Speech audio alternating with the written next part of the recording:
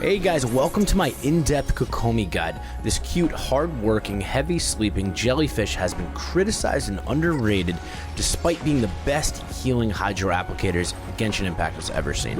In this guide, I'll discuss her abilities and talents, constellations, best weapons and artifacts, team rotations, and my honest opinion regarding her kit. Let me know in the comments below if you have her, plan on pulling her, and why. Hope you enjoy. Starting with her normal attack, the Shape of Water. Kokomi performs 3 consecutive attacks that deal hydro damage.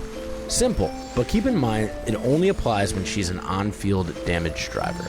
The Shape of Water has a separate ICD from her charge attack, so take note of this when performing combos. Next, her elemental skill, Karage's Oath, is a very important ability in her kit. Koko heals all allies for 12 seconds by summoning Bake Karage. The skill deals hydro damage, applies hydro AoE, and heals on-field allies based on their max HP while having a 20-second cooldown. This makes her excel mainly as an off-field hydro applicator. Kokomi's elemental burst is the most important talent while she's on-field. With a cost of 70 energy, Koko deals hydro damage to all surrounding enemies as she summons the might of Watatsumi. When deciding to level talents, consider if you will be focusing on her as an off-field or an on-field role. If off-field, you really need to level her skill.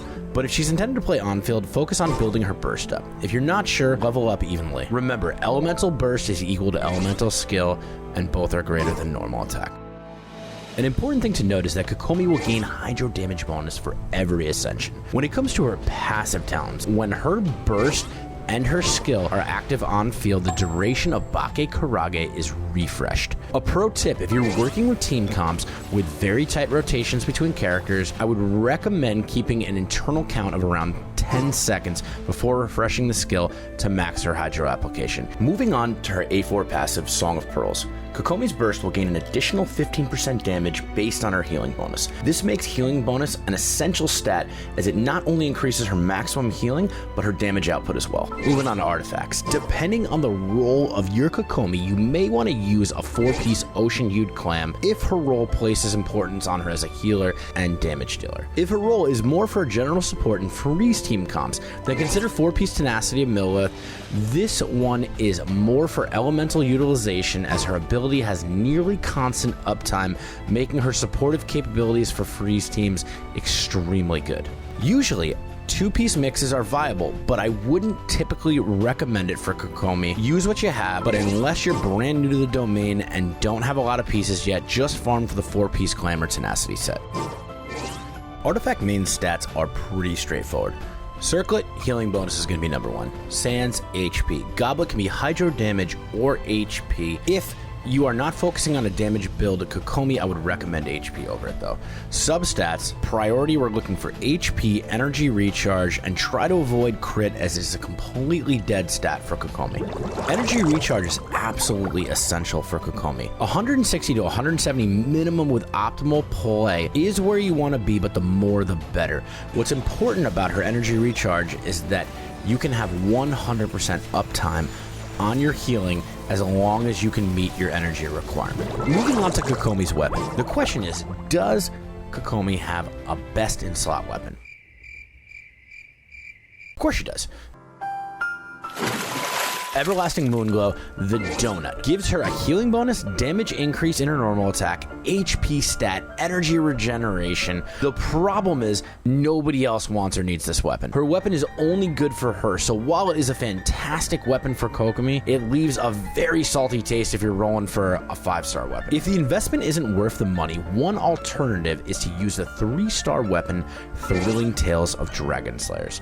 This one is arguably her best support weapon, but also easily obtainable and refinable. Gives her an HP stat and extremely beneficial passive for team damage. When we're talking about Kokomi, she has 2 main playstyles, on-field and off-field hydro applicator. When we're discussing off-field, she's mainly used by freeze teams to apply hydro off-field as well as having access to Tenacity to Millith and Thrilling Tales of Dragon Slayer, thus giving freeze teams a much-needed attack buff. She is arguably the number 1 hydro applicator when it comes to freeze teams. While Kokomi may have been originally intended to be an off-field support character, she can still serve a very great feature to be an on-field driver. Kokomi can enable taser teams with extra healing as well as regular hydro application, making Kokomi a solid option that you can't go wrong with. Moving on to Constellations. C1, at Water's Edge. While donning the ceremonial garment created by Kokomi's burst, the final normal attack in Kokomi's combo will unleash a swimming fish to deal 30% of her max HP as hydro damage. This damage is not considered normal attack damage. However, it does require you to N3 to proc it, or else the constellation is useless. This constellation's value is quite nuanced depending on the role she's playing in a team, so keep that in mind. C2, the clouds like waves rippling. Kokomi gains the following healing bonuses with regard to characters with 50% or less HP via the following methods: Karage's Oath, Bukage Karage, 4.5% of Kokomi's max HP, and her burst, normal, and charged attacks at 0.6% of Kokomi's max HP. This is a very bad constellation due to the requirements being anti-synergetic, in which Kokomi already heals so much that your team is rarely under 50% or less HP. C3, the Moon, a ship, or the seas, increases the level of Kokomi's burst by 3 with a maximum upgrade level of 15. C4, the Moon overlooks the waters. While in her burst state, Kokomi's normal attack speed is increased by 10%, and her normal attacks that hit opponents will restore 0.8 energy for her. This effect can occur every 0.2 seconds. Quite the beneficial constellation, effectively lowering her energy requirements while granting her attack speed that she appreciates when played on field. A quality of life for the most part. C5, all streams flow to the sea. Increases the level of Karage's Oath by 3 with a maximum upgrade level of 15. Constellation 6, she gains a 40% hydro damage bonus for 4 seconds when her normal and charged attacks heal any party member with 80% or more HP. While a 40% elemental damage bonus is very relevant, it's best to ignore this constellation when playing Kokomi off-field, and should only be considered by how much you value Kokomi's personal damage. That being said, you shouldn't have a problem having uptime for this constellation due to her potential healing. It's a very straightforward constellation as it just gives you more damage. Compared to other units, Kokomi's constellations are low impact, and in general, she is exceptional at C0 already. So now you understand Kokomi's kit. But the next most important thing is, how do you use her? So in this next section, we're going to be discussing all the different team comps where she is most viable. When you see Kokomi, you're usually going to see her in a freeze team. She's an amazing hydro support for freeze. There's not much more to it than that. Refreshing your skill will increase your freeze uptime as well as keeping your entire team alive.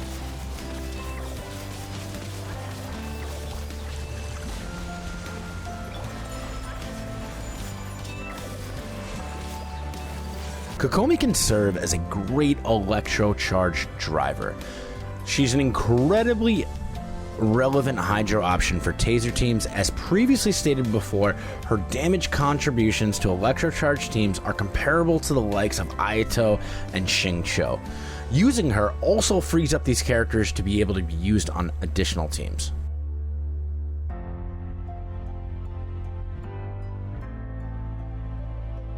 A top tier team is the Nilo Bloom team.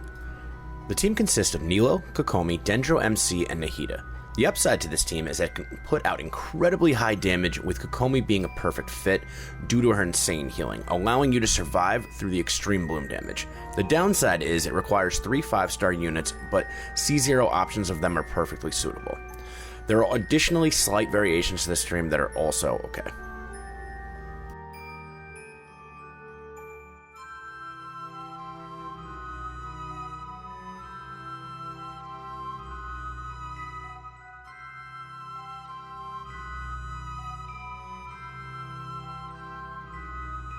Another very popular but more complicated team to play would be the Sukokomon team. It's a very well theory-crafted team created by Teraflop and one of Kokomi's strongest team options where she shines. Disclaimer though, this team is quite hard to play and can get complicated past the initial rotation, but if you enjoy the challenge the satisfaction is definitely well worth it. Note that the units on this team are all irreplaceable due to unique mechanics such as Guoba, Swirl, and Kokomi being the only option for sustained off-field AoE Hydro application. Please comment on the video with any questions regarding additional team comps and rotations. I make sure to read and respond to every comment. Overall, Kokomi is a great addition to the Hydro character roster, boasting supporting capabilities in the form of Hydro application and a wide array of tools at her disposal to provide valuable utility to a team. If you like her and you have the Primo gems, just go for her. To answer the most important question, is she a must pull? In my opinion, no. We're offered a wide variety of Hydro units with incredible abilities, but I do assure you, if you pull her, you will not be disappointed. The Jellyfish Queen offers insane Hydro application, unreal healing, and always amazing ability to use Thrilling Tales of Dragon Slayer. She operates incredibly at C0 and requires very light investment, making her an amazing free-to-play choice. If you made it this far, we are officially friends. Thank you so much for watching my video, and let me know in the comments if you have Kokomi, want her, or feel she is a must pull. Thank you so much for your support, and I'll see you guys in the next one.